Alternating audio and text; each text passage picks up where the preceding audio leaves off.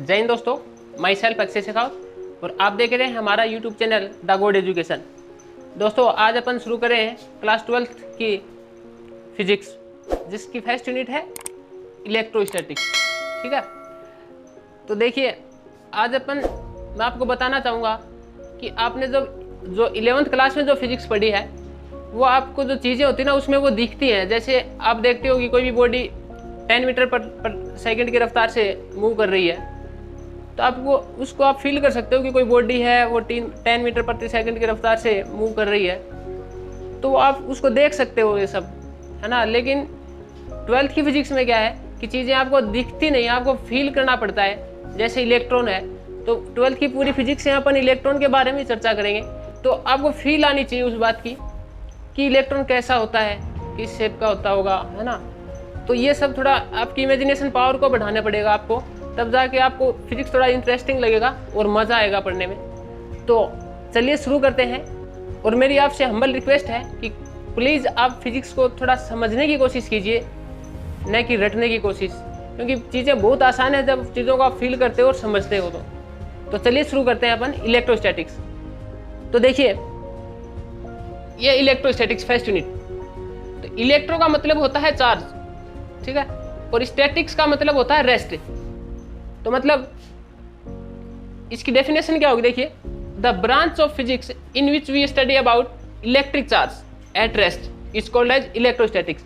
मतलब फिजिक्स की वह ब्रांच जिसके अंदर अपन किसकी स्टडी करेंगे, इलेक्ट्रिक चार्ज की स्टडी करेंगे, और कौन सी कंडीशन में, जब वो रेस्ट पे है। ठीक है, कि मतलब फिजिक्स की वह ब्रांच है जिसके अंतर्गत अपन क्या करते हैं, इलेक्ट्रिक चार्ज के बारे में पढ़ेंगे, और कंडीशन क्या है कि वो रेस्ट पे होना चाहिए। ठीक है, तो जब चार्ज रेस्ट पे होता है तो वो क्या फिनोमेना शो करता है, उन सब के बारे में जो स्टडी करेंगे वो पढ़ेंगे इलेक्ट्रोस्टैटिक्स में। ठीक है, तो इलेक्ट्रोस्टैटिक्स का मतलब ये है कि study of charge at rest, कि जब चार्ज रेस्ट पे होता है तो क्या फिनोमेना शो करता है, उसके बारे में जो स्टडी है वो इलेक्ट्रोस्टैटिक्स है। तो चलिए अब देखते हैं इलेक्ट्रिक चार्ज क्या होता है।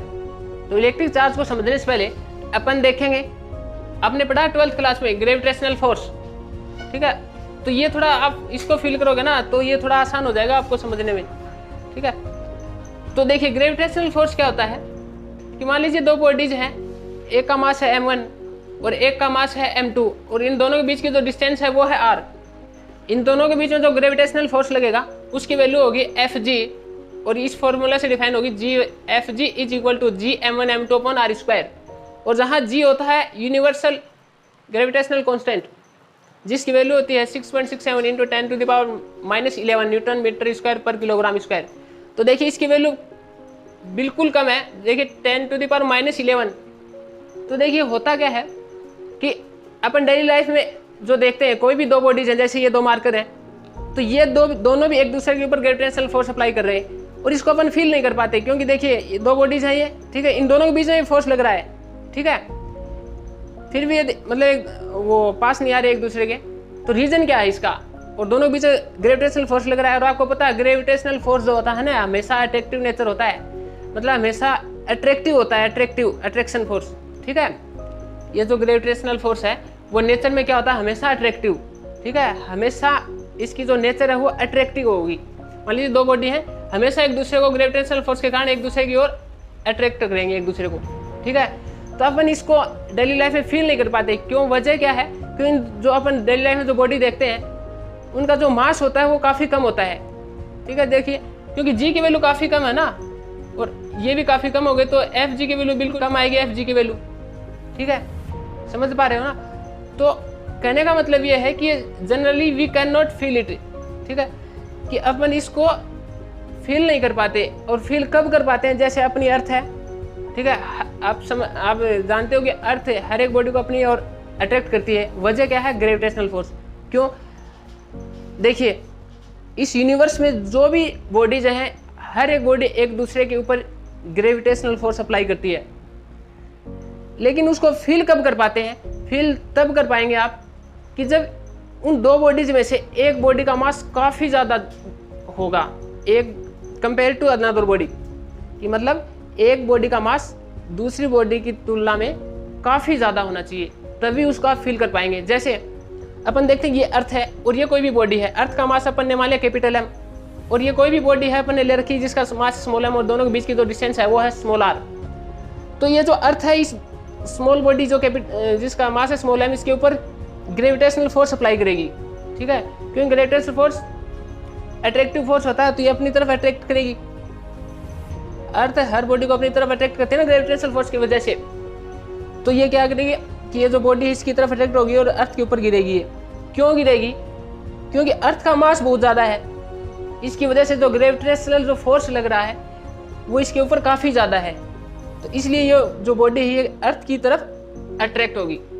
और जो डेली लाइफ में अपन देखते हैं जो भी दो बॉडी हैं, ये दोनों बॉडी भी एक दूसरे के ऊपर अट्रैक्टिव फोर्स अप्लाई कर रहे हैं जो ग्रेविटेशनल फोर्स होता है, लेकिन एक दूसरे की ओर अट्रैक्ट होती हुई दिखती नहीं है। वजह यह है कि इन दोनों के बीच में जो अट्रैक्शन फोर्स काम कर रहा है, जो ग्रेविटेशनल फोर्स काम कर रहा है, वो काफ़ी कम है, ठीक है। तो अपन इसको फील कब कर पाते हैं? जब एक बॉडी काफ़ी ज़्यादा बड़ी हो इन अमाउंट ऑफ मास, कि मास एक बॉडी का बहुत ज़्यादा हो, ठीक है, तब उसको अपन फील कर पाएंगे ग्रेविटेशनल फोर्स को। तो कहने का मतलब ये है कि ये जो ग्रेविटेशनल फोर्स है ये एक मैटर की प्रॉपर्टी है, this is the property of matter. ये मटेरियल की या मैटर की प्रॉपर्टी है जिसकी वजह से ग्रेविटेशनल फोर्स काम करता है, ठीक है। और इसको फील कब कर पाते हैं? जब एक बॉडी बहुत ज़्यादा बड़ी हो, ठीक है। इसी प्रकार से मटेरियल या मैटर की दूसरी प्रॉपर्टी आती है इलेक्ट्रिक चार्ज, ठीक है। तो इलेक्ट्रिक चार्ज की डेफिनेशन क्या होगी? देखिए, it is the property of material due to which it exert a force on another bodies and this property is called as electric charge. कहने का मतलब ये है जिस तरीके से मास जो है ये भी एक मैटर की प्रॉपर्टी है। क्या है? मैटर की प्रॉपर्टी, जिसकी वजह से ये एक दूसरे के ऊपर ग्रेविटेशनल फोर्स लगाते हैं। ये मैटर की प्रॉपर्टी है, ये गॉड गिफ्ट है, कहने का मतलब। इसी तरीके से इलेक्ट्रिक चार्ज भी मैटर की प्रॉपर्टी है और जिसकी वजह से ये दूसरी बॉडीज के ऊपर क्या करते हैं? फोर्स एक्सर्ट करेगी, ठीक है। तो इलेक्ट्रिक चार्ज को आपकी जो फील आनी चाहिए, मैं कहता आपको शुरुआत में बताया था कि जब तक आपको सब्जेक्ट की फील नहीं आएगी ना तब तक पढ़ने का मज़ा नहीं है। तो इसी तरीके से अपन इलेक्ट्रिक चार्ज को पढ़ने के लिए आपको एक छोटा सा एक्सपेरिमेंट करके दिखाएंगे, जिससे आपको बिल्कुल क्लियर हो जाएगा कि इलेक्ट्रिक चार्ज होता क्या है। तो चलिए देखते हैं। देखिए, ये बैलून है और ये कुछ कागज़ के टुकड़े हैं। तो देखिए एक्सपेरिमेंट शुरू करते हैं। तो देखिए, इस बैलून को इन कागज़ के टुकड़ों के पास लेके आएंगे। तो देखिए इनके बीच में कोई अट्रैक्शन रिपल्सन नहीं है ना, ठीक है। अब क्या करेंगे अपन? इस बैलून को अपने बालों से रगड़ेंगे, उसके बाद इसके पास लेके आएंगे। तो देखते हैं क्या होता है।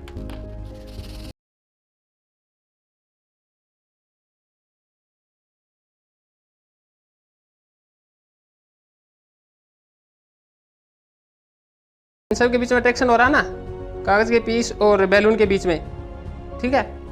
अब देखिए यहाँ चिपक गई है। तो देखिए होता क्या है, अपन ने यहाँ से रब किया था इसको, जहाँ से पीस चिपके हुए हैं। अब देखिए इसको दूसरी साइड से, यहाँ से इधर इस साइड से अपन इसको पास में लेके आएंगे तो इनके बीच में कोई अट्रैक्शन रिपल्सन नहीं होगा। देखिए, तो जिस तरफ से अपन इसको रब करेंगे ना उसी तरफ से क्या होगा, इन दोनों के बीच में कागज़ के टुकड़े और इस बैलून के बीच में क्या होगा? अट्रैक्शन फोर्स काम करेगा। जिस साइड से अपन रब करेंगे उसी साइड से, दूसरी साइड से नहीं होगा ऐसा, ठीक है। कि मतलब बैलून को रब करने पर इन कागज़ के टुकड़ों और बैलून के बीच में क्या लगता है? अट्रैक्शन फोर्स लगता है जी। इसी वजह से तो ये चिपकते हैं इसके ऊपर। तो देखिए ये बिल्कुल नॉर्मल एक्सपेरिमेंट है, इसको आप घर पे भी प्रैक्टिकल करके इसका देख सकते हैं अपन, जिससे आपको बिल्कुल क्लियर हो जाएगा कि इसमें मैं क्या करके दिखाया है मैंने आपको, ठीक है। तो अभी आपके सामने जो एक्सपेरिमेंट दिखाया तो उसमें आपने देखा कि किस तरीके से बैलून कागज़ के टुकड़ों को अपनी तरफ अट्रैक्ट कर रहा है, ठीक है। इसका क्या रीज़न हो सकता है, इन सब के बारे में विचार करेंगे। तो देखिए, जब अपन बैलून को बिल्कुल जैसा है वैसा उसी के पास लेके आते हैं तो उनके पीछे कोई अट्रैक्शन रिपल्सन नहीं काम करता है। और उसके बाद जब अपन अपने बालों से रगड़ते हैं, उसको रब करते हैं, उसके बाद जब उन कागज़ के टुकड़ों के पास लेके आते हैं उस बैलून को, तो कागज़ के टुकड़े और बैलून के बीच में अट्रैक्शन फोर्स काम करता है। तो इसका क्या रीज़न है, मतलब क्या नई चीज़ डेवलप हो जाती है बैलून के अंदर जिससे वो उन कागज़ के टुकड़ों को अट्रैक्ट करने लगता है। तो उसी चीज़ के बारे में अपन पढ़ेंगे। तो देखिए, रब करने से क्या होता है, इसी चीज़ का नाम चार्ज दिया गया था कि जब किसी बॉडी को अपन रब करते हैं, जिस तरीके से अपन ने बैलून को रब किया था, तो उसमें क्या होता है कि एक नई प्रॉपर्टी डेवलप हो जाती है जिसको बोलते हैं अपन चार्ज। इसी तरीके से आपने 10th में भी पढ़ा होगा शायद कि जब प्लास्टिक की किसी स्केल को अपन बालों से रब करते हैं और कागज़ के टुकड़ों के पास में लेके जाते हैं, तो उन कागज़ के टुकड़ों और प्लास्टिक की स्केल के बीच में अट्रैक्शन फोर्स काम करता है कि वो कागज़ के टुकड़े जो हैं उस स्केल से चिपकने लगते हैं। तो इसका क्या रीज़न है? तो वही रीज़न है इलेक्ट्रिक चार्ज। तो कहने का मतलब ये है कि एक मैटर की एक नई प्रॉपर्टी भी होती है जिसका नाम है इलेक्ट्रिक चार्ज। जिस तरीके से अपन ने मास को पढ़ा था, देखो यहाँ अपन ने पढ़ा था मास कि एक m1 मास है किसी बॉडी का, दूसरी बॉडी का मास है m2। इन मास की वजह से इन दोनों के बीच में अट्रैक्शन फोर्स काम कर रहा था और जिसका नाम दिया था ग्रेविटेशनल फोर्स। इसी तरीके से जब हम किसी बॉडी को रब करते हैं तो इसी तरीके से आपने देखा कि बैलून को जब अपन रब करते हैं और कागज़ के टुकड़े अपनी तरफ अट्रैक्ट करता है वो, तो इसका क्या रीज़न है? तो अब उसको समझाने के लिए एक नई क्वांटिटी डिफाइन की गई जिसका नाम था इलेक्ट्रिक चार्ज। देखते हैं इसकी डेफिनेशन क्या होगी इलेक्ट्रिक चार्ज की। What is the definition of electric charge? तो देखिए, electric charge, it is the property of material due to which it exert a force on another bodies and this property is called as electric charge. कि एक material की property है जिसकी वजह से ये दूसरी बॉडीज के ऊपर, अनदर बॉडीज के ऊपर क्या अप्लाई करता है? फोर्स एक्सर्ट करता है। ठीक है, ये मटेरियल की प्रॉपर्टी है जिसकी वजह से ये दूसरी बॉडीज के ऊपर फोर्स अप्लाई करता है, फोर्स एक्सर्ट करता है। ठीक है, इसी को अपन ने बोला इलेक्ट्रिक चार्ज। ठीक है, तो ये होता है इलेक्ट्रिक चार्ज। ठीक है, तो आपने पढ़ा होगा इलेक्ट्रिक चार्ज 10th तक पढ़ा है ना आपने। इलेक्ट्रिक चार्ज दो प्रकार के होते हैं, दो type of electric charge is 2। ठीक है, दो तरीके के इलेक्ट्रिक चार्ज होते हैं। एक पॉजिटिव चार्ज होता है, पॉजिटिव इलेक्ट्रिक चार्ज होता है, और एक नेगेटिव होता है। पॉजिटिव और नेगेटिव दो टाइप होते हैं इलेक्ट्रिक चार्ज के, आपने ये पढ़ा है। तो अब अपन देखेंगे कि ये दो ही क्यों होते हैं, इलेक्ट्रिक चार्ज के जो टाइप होते हैं वो दो ही क्यों होते हैं, तीन क्यों नहीं होते, और इनका नाम प्लस और माइनस ही क्यों रखा गया, पॉजिटिव और नेगेटिव क्यों रखा गया इनका नाम। ये सब इन सब के बारे में अपन चर्चा करेंगे। तो अब हम देखेंगे कि इलेक्ट्रिक चार्ज के कितने टाइप होते हैं, कि कितने तरीके के चार्ज होते हैं। तो उनको समझने के लिए अपन एक एक्सपेरिमेंट करेंगे जिससे आपको बिल्कुल आसान हो जाएगा कि इलेक्ट्रिक चार्ज के कितने टाइप होते हैं। तो देखिए, ये एक्सपेरिमेंट है। देखिए, ये कोई ग्लास रोड है, ठीक है, और ये कोई सिल्क क्लॉथ है। ठीक है, तो क्या करेंगे, इस ग्लास रोड को इस सिल्क क्लॉथ के साथ रब करेंगे। ठीक है, बिल्कुल रब करेंगे ऐसे। ठीक है, रब करने के बाद इसको यहाँ एंकर दिया, इसको यहाँ लटका दिया। इसी तरीके से दूसरी ग्लास रोड को लेके आएंगे, सेम इसी के जैसी दूसरी ग्लास रोड है, और उसको भी इससे रब करेंगे और यहाँ लटका देंगे। ठीक, अब देखिए क्या होता है, जब इन दोनों ग्लास रोड को एक एक करके लेके जाएंगे, ये ग्लास रोड है, इसको ये कागज के पीस है, इनके पास लेके जाएंगे इस ग्लास रोड को ऐसे। तो एक ग्लास रोड होता क्या है कि ग्लास रोड इन कागज के पीस को अट्रैक्ट करती है। ठीक है, इसी तरीके से दूसरी ग्लास रोड भी क्या करेगी, इन कागज के टुकड़ों को अट्रैक्ट करेगी। ये एक्सपेरिमेंट करके देखा गया था, उसके बेसिस पे अपन बता रहे हैं कि क्या होता है कि जब इस किसी भी ग्लास रोड को एक सिल्क क्लॉथ के साथ रब किया जाता है तो वो जो कागज के जो टुकड़े हैं उनको अट्रैक्ट करने लगती है। तो इसका क्या रीजन है? तो वही रीजन है चार्ज। ठीक है, जिस तरीके से अपन ने बैलून को देखा था कि बैलून को रब करने पर जो कागज के जो पीस है उनको अट्रैक्ट करता है बैलून, तो उसका क्या रीजन दिया था कि बॉडी के अंदर क्या होता है, चार्ज होता है, कि कोई भी मटेरियल है उसके अंदर क्या होता है, चार्ज। ठीक है, अब देखिए इसी तरीके से कोई दूसरी रोड है, वो है प्लास्टिक की। इसको, ये दूसरी रोड है प्लास्टिक की, इसको प्लास्टिक की जगह अपन एबोनाइट की रोड भी ले सकते हैं, कोई दिक्कत नहीं है। देखिए, एबोनाइट या प्लास्टिक की रोड, कोई भी रोड है, अपन ने प्लास्टिक ले रखा था, प्लास्टिक ही बोलिए। तो प्लास्टिक की रोड को क्या किया, सिल्क क्लॉथ के साथ रब किया और यहाँ लटका दिया। इसी तरीके से दूसरी प्लास्टिक की रोड है, इसको भी सिल्क क्लॉथ के साथ रब किया और यहाँ लटका दिया। ठीक है, अब देखिए होता क्या है कि इन दोनों प्लास्टिक की रोड को इन कागज के टुकड़ों के पास लेके आते हैं, तो ये कागज के टुकड़े भी उस प्लास्टिक की रोड की तरफ अट्रैक्ट होते हैं। इसका मतलब इन प्लास्टिक की रोड में भी क्या आ गया, चार्ज आ गया है। ठीक है, तो अब देखिए क्या करते हैं, अब क्या किया कि ये जो ग्लास रोड है और ये दूसरी ग्लास रोड है, इनको सिल्क क्लॉथ के साथ रब किया था, इन दोनों को पास में लेके आए, तो इन दोनों के बीच में रिपल्सन फोर्स काम करता है, कि मतलब ये ग्लास रोड और ये ग्लास रोड दोनों एक दूसरे से दूर जाएंगे ऐसे। ठीक है, इसी तरीके से जो प्लास्टिक की रोड है और ये जो प्लास्टिक की रोड है, ये भी एक दूसरे से दूर होती है, मतलब इन दोनों के बीच में भी क्या लगेगा, रिपल्सन फोर्स काम करेगा।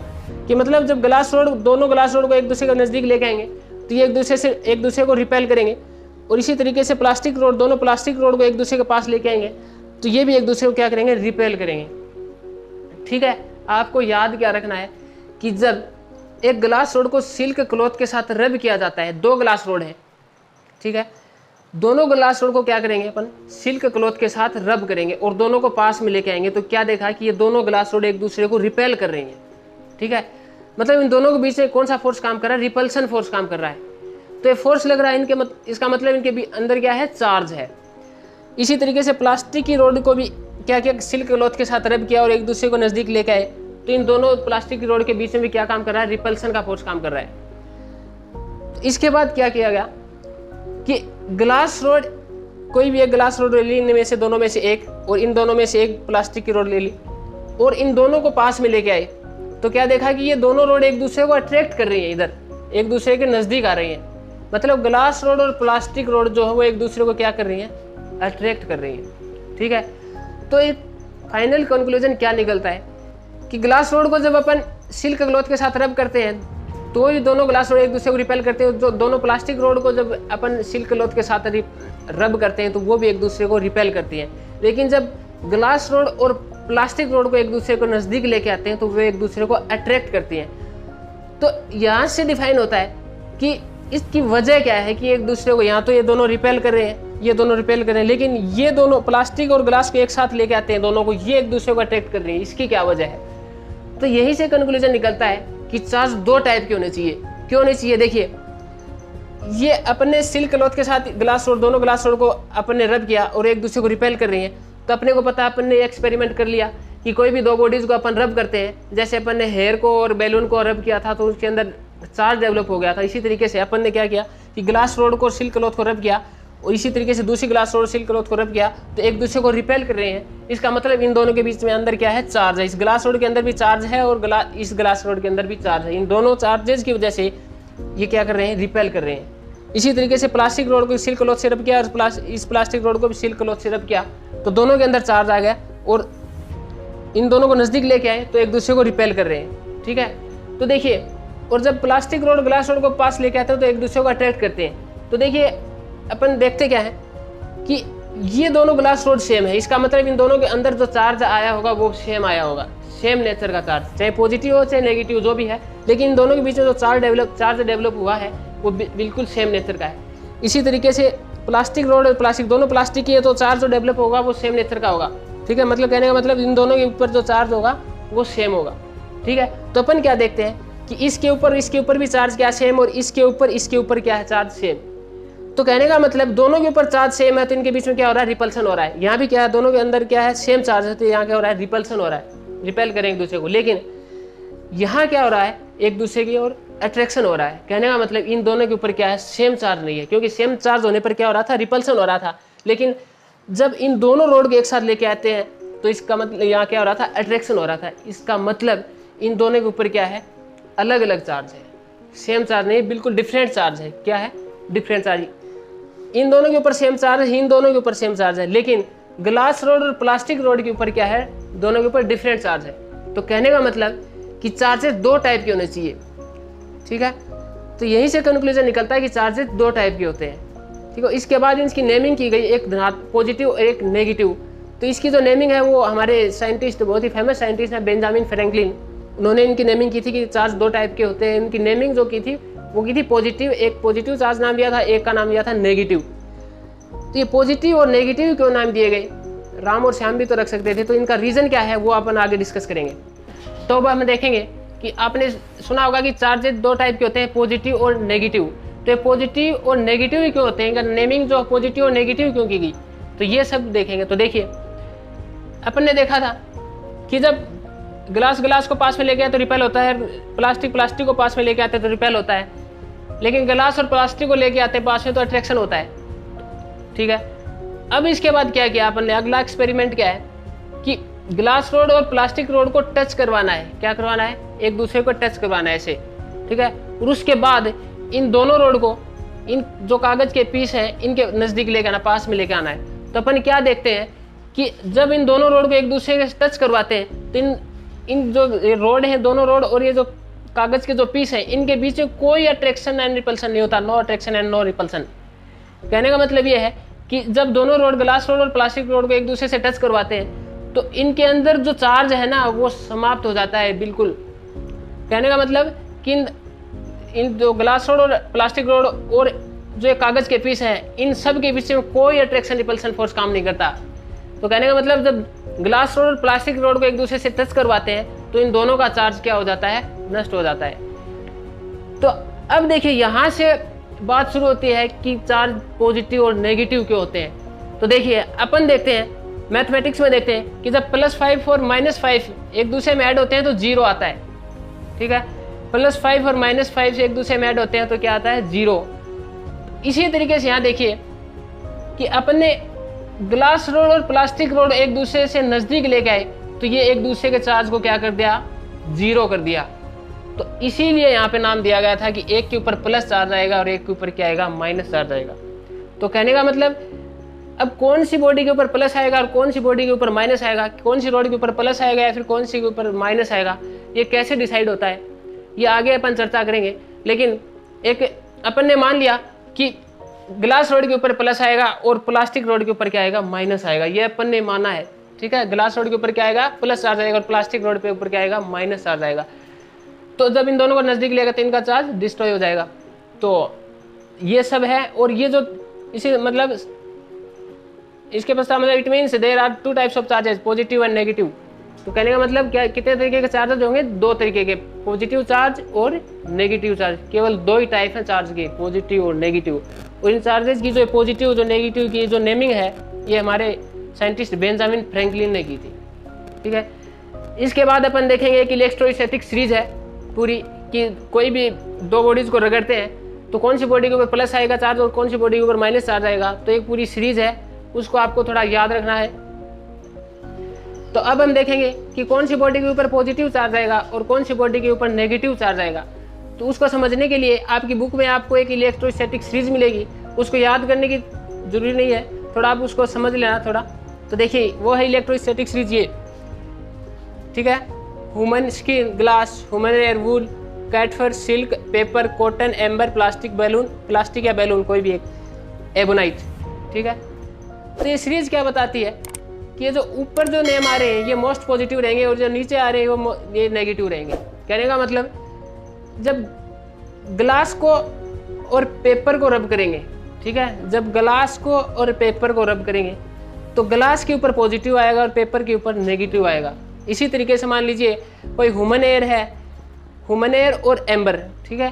तो ह्यूमन एयर और एम्बर को रब करेंगे आपस में तो ह्यूमन एयर के ऊपर पॉजिटिव चार्ज आएगा और एम्बर के ऊपर नेगेटिव चार्ज आएगा। कहने का मतलब जो ऊपर रहेगा उसके ऊपर पॉजिटिव चार्ज आएगा और जो नीचे रहेगा उसके ऊपर क्या आएगा, नेगेटिव चार्ज। तो ये है इलेक्ट्रोस्टैटिक सीरीज, आपको थोड़ा समझ लेना, रटने की जरूरी नहीं है थोड़ा। तो उम्मीद करता हूँ आपको ये लेक्चर समझ में आया होगा। यदि अब भी आपके कोई डाउट है तो हमें कमेंट करके ज़रूर बताएं। जो भी आपका डाउट होगा उसका सॉल्यूशन हम ज़रूर करेंगे। और नेक्स्ट वीडियो में अपन देखेंगे कॉज ऑफ चार्जेस, कि चार्ज का रीज़न क्या है, कि एक बॉडी के ऊपर चार्ज क्यों आता है। तो thank you, all the very best.